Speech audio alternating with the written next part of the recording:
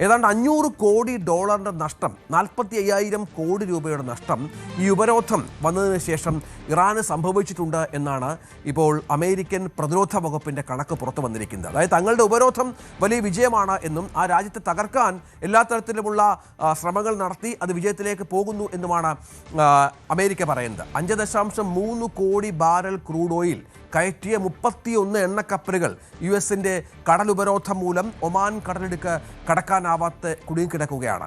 ആ പറഞ്ഞ എണ്ണയുടെ മൂല്യമാണ് ഈ 45,000 കോടി. ഒപ്പം 40 കപ്പലുകളെ ഇതിനകം തന്നെ ഇറാനുമായി ബന്ധപ്പെട്ട, ഇറാനിലേക്ക് വന്ന അല്ലെങ്കിൽ ഇറാനിൽ നിന്ന് പുറപ്പെട്ട 40ഓളം കപ്പലുകളെ അമേരിക്ക ഇതിനകം തടഞ്ഞ് തിരിച്ചുവിടുന്ന പശ്ചാത്തലം കൂടി ഉണ്ടായി. അങ്ങനെ ഇറാനിൽ എണ്ണ ഉൽപ്പാദനം നടക്കുന്നുണ്ട്. അത് ഇപ്പോൾ എണ്ണ ഉൽപ്പാദന കേന്ദ്രങ്ങളൊക്കെ നിറഞ്ഞു കവിഞ്ഞിരിക്കുകയാണ്. നേരത്തെ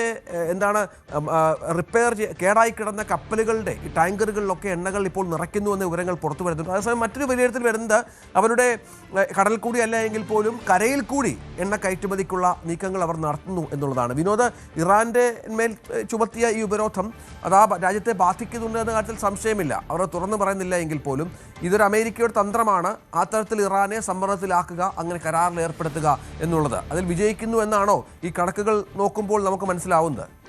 രഞ്ജിത്ത്, ഉപരോധം അമേരിക്ക ഉദ്ദേശിച്ച തരത്തിൽ തന്നെ മുന്നോട്ട് പോകുന്നു എന്ന് തന്നെയാണ് കണക്കാക്കാൻ കഴിയുന്നത്. കാരണം ഏതാണ്ട് 45,000 കോടി രൂപയാണ് ഈ ഉപരോധം ആരംഭിച്ച് അല്ലെങ്കിൽ യുദ്ധം തുടങ്ങി ഇറാൻ കപ്പലുകൾ കടത്തിവിടാതായതോടുകൂടി ഏതാണ്ട് ഒരു മാസം പിന്നിടുന്ന ഒരു സമയം കഴിയുമ്പോൾ തന്നെ 45,000 കോടി രൂപയുടെ 500 കോടി ഡോളറിൻ്റെ ഒരു നഷ്ടം കൃത്യമായി ഇറാന് സംഭവിക്കുന്നു എന്നത് തന്നെയാണ്. മാത്രമല്ല 5.5 ലക്ഷം കോടി ബാരൽ കയറ്റിയ 31 ഇറാൻ കപ്പലുകൾ, എണ്ണക്കപ്പലുകൾ കടന്നു പോകാനാകാതെ അവിടെ കുടുങ്ങിക്കിടക്കുകയാണ്. 40ഓളം കപ്പലുകളെ അമേരിക്ക തിരിച്ചയക്കുകയും ചെയ്തു. 2 കപ്പലുകൾ പിടിച്ചെടുക്കുകയും ചെയ്തു. ഇതാണ് ഒരു ലാഭക്കച്ചവടമായി ട്രംപ് അങ്ങനെ ഒരു അവകാശം ഉന്നയിക്കുന്നതും.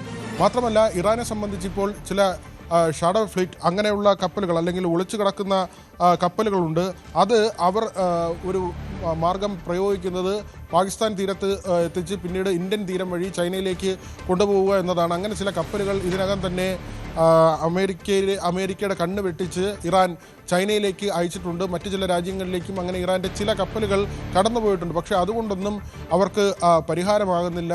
ഏതാണ്ട് ലോകത്തിനാവശ്യമായ എണ്ണ കയറ്റുമതിയുടെ 20% അല്ലെങ്കിൽ 1/5 കടന്നു പോകുന്നത് ഹോർമുസ് വഴിയാണ്. അത് അടഞ്ഞതോടുകൂടി ഇറാൻ വല്ലാത്ത തോതിൽ അല്ലെങ്കിൽ വളരെ വലിയ തോതിൽ സാമ്പത്തിക ഞെരുക്കത്തിലേക്ക് പോകുന്നു എന്നത് വ്യക്തമാണ്.